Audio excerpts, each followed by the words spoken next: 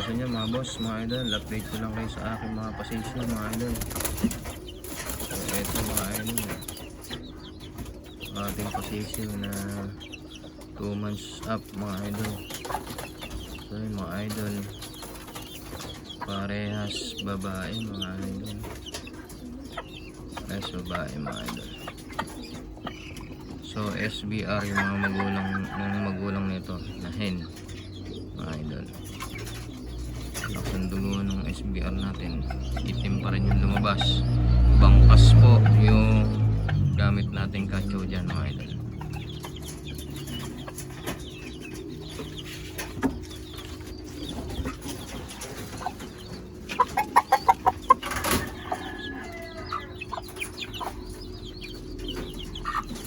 So ito mga idol, ito yung kapatid ng tatlong babae.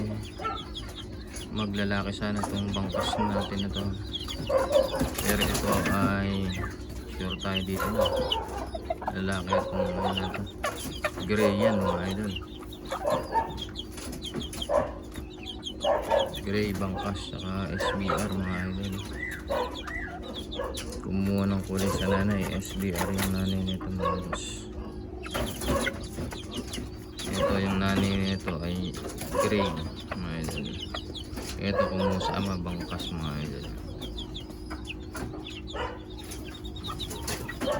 Ito mga idol yung mga posisyon ko mga idol.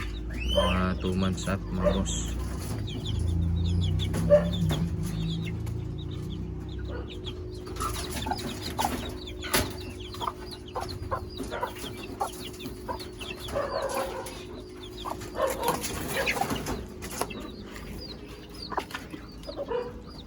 So dito mga idol, meron tayong bagong pisa mga idol. Mga 4 to 5 days old na to mga idol. Hindi nga lang mga bossing ko ay dalawa lang yung napisa mga idol. Pari naman sana maglalaki mga idol. So itong inahin na to mga boss ay inahin po ito ni Tatay Eli mga idol.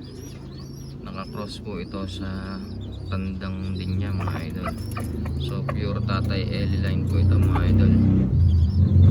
Sana nga lang ay maglalaki sana mga idol. Dadalawa lang yung sisiyo pero sana parehong lalaki. Hindi sulit ang breeding mga boss mga idol, pero okay na rin. Talagang ganyan, baka maswertehan natin na parehong lalaki mga boss. So itong cage ko na to mga bossing ko ay mga rabbit cage mga idol. So sarili ko pong gawa ito dahil dati nag-aalaga po ako ng rabbit. Nagbebenta din po ako dati ng mga cages. So na-stop po yung pagra-rabbit, na-stop na rin po tayo sa paggawa ng cage. Kaya mga cage po natin, kinuha na lang natin kulungan ng manok at kalapate mga idol. So ito nga po pala yung aking rabbit. Nag-iisa ko pong rabbit daw po ito, babae. Upgraded kali mga boss.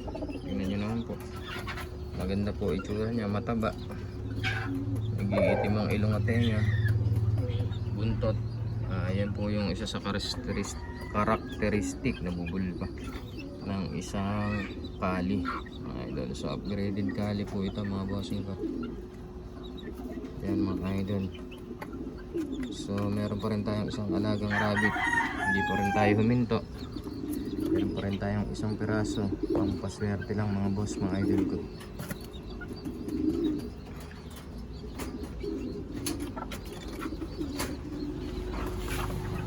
So ito mga bossing mga idol ko, ito yung gamit nating kacho mga idol. Yan, galing ito sa ating kaibigan, classmate, Tagalaor mga idol. So yung mga idol, bangkas at saka gray mga idol.